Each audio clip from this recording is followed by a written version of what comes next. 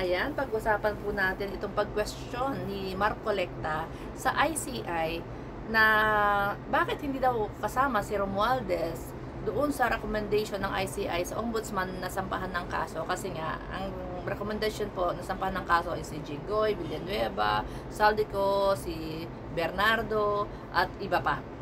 So, kung na-question ito ni Marcoleta, bakit daw hindi kasama si Romualdez? Paano isasama kung wala namang witness or witnesses na nag-uugnay na siya ay kasama sa mga hinahatiran, binibigyan ng pera? Wala po yan, ha? Wala po nag-uugnay. Sa haba po nung hearing, wala si Brian, si Bernardo, si Alcantara, at sino pa man, wala po nag-ugnay kay Romualdez. Kay Saldico meron. Merong isang nag-ugnay po kay Romualdez. Ito yung daladalang surprise witness kuno ni Marcoleta na si Gutesa. Na ilang araw niya na palang kinikita itong si Gutesa sa labas po ng Senado. Ilang araw na, 3 days yata, di ba? Tapos sinabi niya, witness pa. Na tinulungan pa nila pala. Tinulungan po ni Marcolecta at saka ni Mark Defensor na gawin itong kanyang affidavit. Imagine, no? May pagtulong po. No? Yung sa paggawa ng affidavit. Ngayon, ang kwento nga is tinulungan nilang gumawa ng affidavit ito, and then ang statement ni Gutesa na after nilang mag-usap is umuwi na daw si Gutesa. Ayon niya sa statement ni Gutesa. Pero sino ang nagpanotaryo? Sino po ang nagpanotaryo? Kasi ang sabi ni Marcolecta is o sige, ipanotaryo mo na yan. Yun ang kwento ni Marcolecta sa niya. Pero doon sa affidavit ni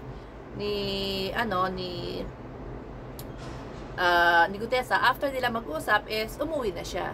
So sino po talaga ang nagsisinungaling dito sa dalawa na ito? Ito pa, yung pong affidavit, yung notarization is peke.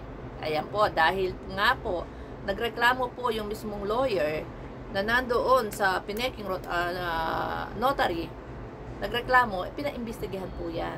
Talagang pinaimbestigahan yan. So, lumabas po sa findings ng RTC, Regional Trial Court, na pineke po talaga yung yung notarization ng affidavit. So, peke po. Hindi po peke yung affidavit, yung notarization po ang peke.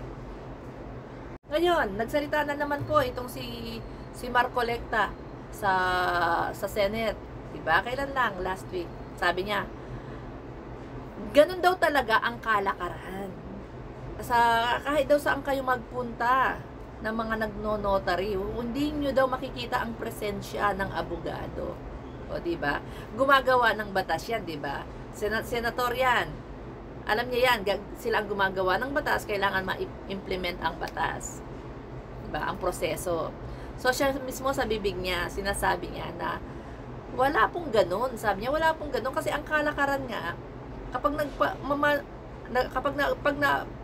nagpanotaryo ka, wala yung abogado. So, sino po ang magnonotaryo? Yung secretary? Abogado ba yung secretary? Sino po ang magnonotaryo? Yung mga staff?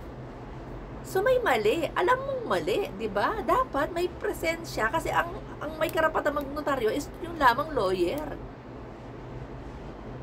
Pero ginajustify niya na yun daw ang kalakaran. Walang abogado na mag-a-agree kay Marcoleta. Alam niyo po kung bakit? So, ang ibig sabihin, lahat po ng mga notaryo na ginagawa nila is falsified. Lalabas na falsified lahat ng mga notaryo na ginagawa nila kasi kung ganun ang kalakaran, wala pala yung presensya, although nangyayari, aminin naman po natin talagang nangyayari, although nangyayari, pero wala pong mag-a-agree sa kanya. Walang mag-a-agree. Kasi lalabas po yan na falsified lahat ng mga na notarize ng mga abogado na ito, di ba? Gum nga, i-justify mo senator ka, gumagawa ka ng batas. Di ba? So balik tayo doon sa doon kay sa hearing kay Gutesa. At tsaka kay Romualdez na pinagdidiinan nito ni Marcolecta na dapat daw isama. So, paano nga po isasama kung walang witness? Iisa na lang nga yung witness mo, no?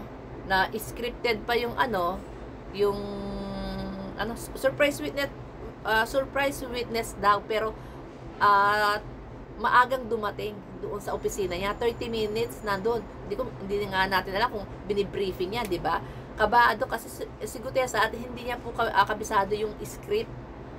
Hindi ba dapat kapag affidavit mo, kabisado mo, kasi kwento mo yan eh. Kapag kwento mo, kabisado mo, pero yung kasi yung kay Gutesa, mas kabisado ni Marcolecta. Alam na ni Marcolecta yung laman nung affidavit. Baka kasi sila ang gumawa, no? Kasi alam niya may nilalaktawan eh. Tapos si Gutesa hindi niya alam na may nilaktawan siya, isang pahina, di ba? So, ayan na nga po nangyayari. Ina-question niya, pero ito po ang abangan natin. Alam niyo ba kung bakit talagang hinahanap po itong si Gutesa ni Ping Lacson? Dahil nga po sa pagbabalik ng Senate hearing.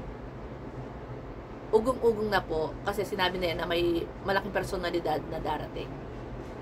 At ang ugong-ugong po na darating ay si Romualdez. Bakit si Romualdez? Gustong pagharapin nga po talaga si Marcoleta, si Gutesa at si Romualdez. Dahil nga po dun sinasabi na naghahatid daw ng bags na money, na basura ang tawag, noong 2024. So, paano po mangyayari na maghahatid ka ng basura, ng mga basura na tawag nila dyan sa pera na yan, sa bahay ni Romualdez noong 2024, kung ang bahay po ni Romualdez is under construction?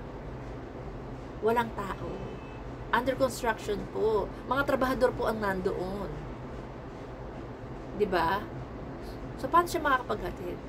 At gusto rin malaman, syempre, pagpasok mo pa lang doon sa subdivision nila, may login na po yan. Kung sino yung mga papasok, diba? Pangalan mo, anong oras, anong vehicle. So, malalaman po lahat yan. So, kaya gusto nga pong makita si Gutesa para malaman po yung mismong, yung buong detalye. Para matigil na po itong panloloko nitong nila Marcolecta, nila Defensor dito sa Senado.